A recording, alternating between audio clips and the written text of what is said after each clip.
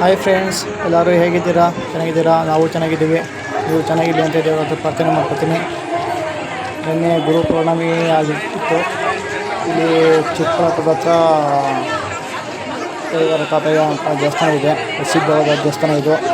ಗುರು ಪೌರ್ಣಮಿ ದಿವಸ ಮಾತ್ರ ಗ್ರ್ಯಾಂಡಾಗಿ ಮಾಡ್ತಾರೆ. ಎಲ್ಲರೂ ತಪ್ಪದೇ ಬಂದು ರಾತ್ರಿ ನೋಡ್ಕೊಂಡು ಹೋಗಿ. ಗುರು ಪೌರ್ಣಮಿ ದಿವಸ ವರ್ಷಕ್ಕೊಂದ್ಸರಿ ಮಾಡ್ತಾರೆ. ಸೂಪರಾಗಿರ್ತವೆ ಮಾತ್ರ. ಸಾಕತ್ತು ಜನ ಅವತ್ತು. ಕೈವಾರ ತಾತಯ್ಯ ಅಂದರೆ ಫೇಮಸ್ಸು.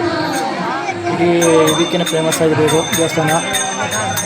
ಒಂದು 2-3 ಪ್ರಸಿದ್ಧ ದೇವಸ್ಥಾನಗಳು ಅವು ಇಲ್ಲಿ. ಅದನ್ನು ವೀಡಿಯೋ ಮಾಡಿಲ್ಲ ನಾನು, ಲೇಟಾಗಿತ್ತು, ಅದು ಹೋಗೋಕ್ಕಾಗಲ್ಲ. ಅಲ್ಲಿಗೆ ದೇವಸ್ಥಾನ ನೋಡ್ಕೊಂಡು ಅವ್ರು ಬಂದಿದೆ. ಸೂಪರಾಗಿತ್ತು. ಜಾತ್ರೆ ಥರ ಮಾಡ್ತಾಯಿದ್ರಲ್ಲ, ಚೆನ್ನಾಗಿತ್ತು. ಆಮೇಲೆ ತಿರ್ಗಾ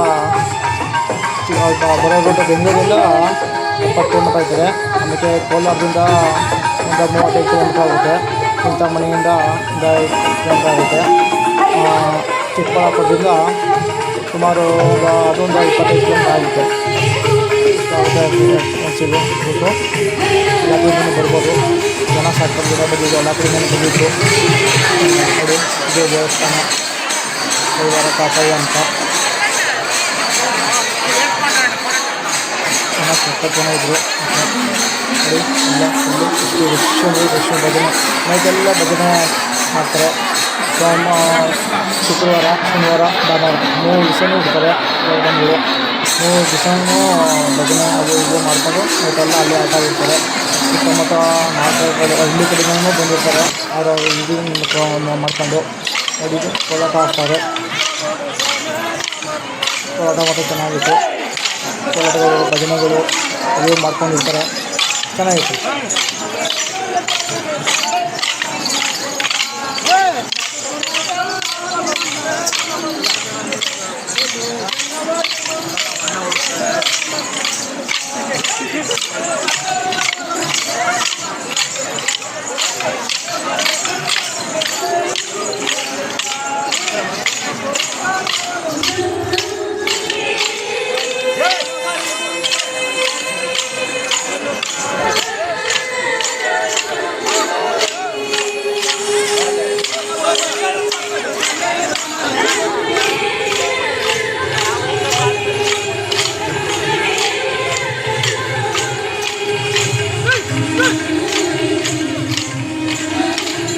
ಯಾರು ಸಬ್ಸ್ಕ್ರೈಬರ್ ಆಗಿಲ್ಲ, ಫಸ್ಟು ಸಬ್ಸ್ಕ್ರೈಬರ್ ಆಗಿ, ಲೈಕ್ ಕೊಡಿ, ಶೇರ್ ಮಾಡಿ.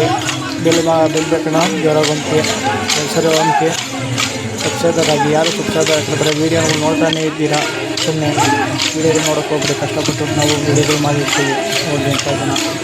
ನೀವು ಸಬ್ಸ್ಕ್ರೈಬರ್ ಆಯ್ತಾ ಇಲ್ಲ, ಸಬ್ಸ್ಕ್ರೈಬರ್ ಆಗಿ ಪಕ್ಕದಲ್ಲಿರೋ ಬೆಲ್ ಗಂಟೆನ ಜೋರಾಗಿ ನೋಡಿದ್ವಿ.